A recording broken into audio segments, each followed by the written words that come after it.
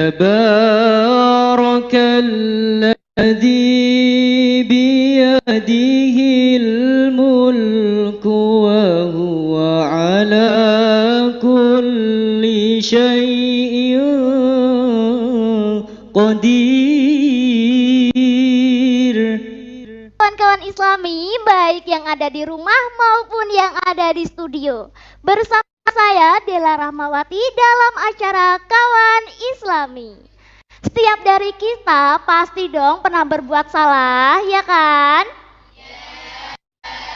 Ada kalanya kita itu tersesat dalam langkah, lupa arah, dan ngerasa gak pantas untuk kembali, ya kan? Nah, Ustadz, saya itu baru tahu nih, ternyata masih banyak loh orang-orang yang mikir bahwa taubat itu hanya untuk orang-orang yang soleh saja, Ustadz, termasuk saya nih, Ustadz. Nah, padahal kan justru kita lah ya Ustadz ya, yang orang-orang yang sering melakukan kekhilafan yang paling butuh buat taubat. Nah, sebenarnya makna taubat dalam Islam itu apa sih, Ustadz? Adalah perintah Allah Subhanahu wa Ta'ala yang termaktub dalam Al-Quran, yaitu A'udzubillahi minasyaitonirrajim. Bismillahirrahmanirrahim. Ya ayyuhalladzina amanu tubu ilallahi taubatan nasuha. Sebuah perintah Allah kepada umat Nabi Muhammad semua, ya alladzi ya ayyuhalladzina tubu. Berarti di sini adalah alladzina. Alladzina tidak biasanya diembel-embeli amanu, tapi ini tidak. Kawan Islami, muda, berkarya, penuh takwa. Ustadz, saya tuh pernah dengar nih Ustadz, bahkan ada yang pernah bilang gini ke saya. Dia itu malu Ustadz sama Allah, karena ia tuh ngerasa kalau dosa yang telah ia perbuat selama di dunia ini telah terlalu banyak, Ustadz. Jadi dia itu takut kalau taubat yang telah ia laksanakan itu hanya pura-pura saja, Ustadz. Nah, dari kasus tadi, Ustadz, buat orang yang ngerasa nggak pantas buat taubat itu harus gimana sih, Ustadz? Ya, terima kasih.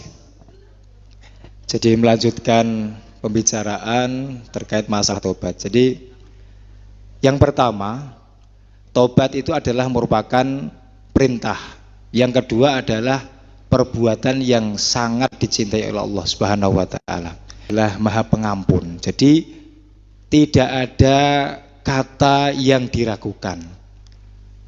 Memang lumrah, memang wajar kalau mungkin ada seseorang yang mempunyai pikiran, bagaimana kalau saya tobat karena saya sudah melakukan dosa banyak sekali. Adalah manusia biasa yang mana selalu darah kita itu selalu ditemani oleh syaitan. Jadi kemungkinan saja kalau melihat kasus ada seseorang yang ragu di dalam taubat, itu mungkin masih diberikan bisikan oleh setan, sehingga bisikan-bisikan setan mengenai taubat itu masih mengganggu pikiran orang tersebut. Rasa tenang, merasa nyaman, merasa tenang dalam hal melakukan ibadah. Dan yang terpenting adalah bisa istiqomah. Ustadz, adakah doa khusus atau amalan ringan yang bisa membantu memperkuat hati kita untuk bertaubat? Apakah ada doa khusus tentang taubat agar supaya kekuatan hati tetap?